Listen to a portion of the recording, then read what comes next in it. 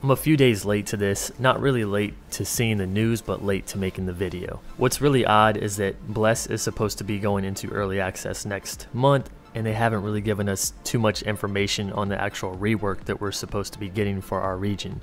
But recently they released a Dev Talk number 3 key changes in Bless Online Steam release. This is where the developers talk to us about the current state of the game, updates, what's going on, what's changing, just giving us an inside look on what's to come. This post was made on April 9th, so 4 days late. The number one thing that stands out, and it's in the title of this video, is the combat change. Of course, that's what many of us are worried about. And I also want to add something to my last Bless video. I think it was the last video or maybe the video before that, but I explained how I don't think the combat is going to kill Bless even if it's terrible in most people's opinion, and I think it's going to be the whole pay to win, especially because they're going above and beyond to tell us that it's not going to be pay to win. So if they flip the script, it would be very bad for this company. But one thing I failed to mention, and someone mentioned this in the comments, they said, hey, it didn't fail in Russia because of the pay to win, it failed in Russia because of the poor optimization. And remember, I said I think it failed in Russia because of pay to win. I wasn't so sure, so I just thought that that was the reason. I totally forgot about this game's poor optimization. From playing Bless, I will tell you, it's not Terra bad, but it's fucking bad. I'm still gonna play it, but I'm really hoping that that is not going to be a thing for this version. I don't really know if they're gonna be able to change it that easily, but if the optimization is as bad as it was in other regions, that's definitely going to be something that kills it for players. You guys can even see in some of the trailers that the frame rate goes to absolute shit during 100 versus 100 or just with mass players on the screen. But even when you're out by yourself, just going through the world, you'll notice that sometimes it gets a little choppy. I just hope they manage to clean this up somehow and make it better for our version, but we'll see. But that is another one of my concerns, not pay to win, not combat, but optimization, because that can definitely kill games. That's what killed Terra for me. But on to the juicy topic of this discussion, which is the combat system restructuring. So they say, let's change everything we can. I like the enthusiasm. We spent the most effort in revamping the combat system. We've re-examined almost every class skills and restructured their composition and effects. Rhythmic combat. Players need to pick 2 stance skills out of 6, as well as 4 general skills that will go with their class. Using these skills and combos during combat lead to extra effects.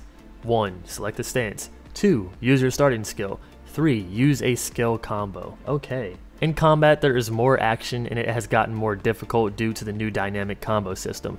Depending on how good a player is at making combos, they can bring out the full potential of their class. What I like about this game, it does not have FF14 global cooldown, but what I didn't like is that the skills animation in combat was somewhat boring. So now with it being more difficult, with it focusing on combos and how you select the stance and general skills, that's actually kind of cool. And you can also see a new UI.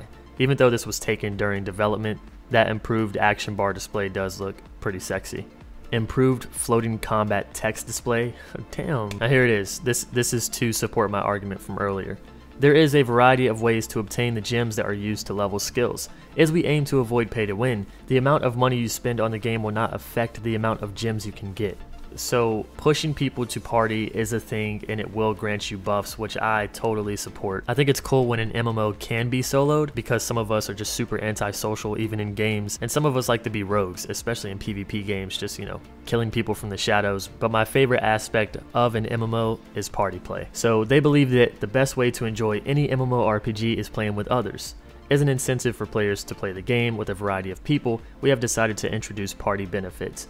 Depending on the number of members, classes, and races of the party members, the party leader can choose 1 combat effect and 1 lifestyle, non-combat effect from a selection to be applied to party members. With this feature, we hope that not only those who enjoy combat, but also those who prefer the lifestyle, non-combat aspects of MMORPGs can enjoy playing with others. So for those who aren't super into PvP or just don't feel like running a dungeon or killing monsters, there will also be a buff granted for the slice of life, life skiller, role player.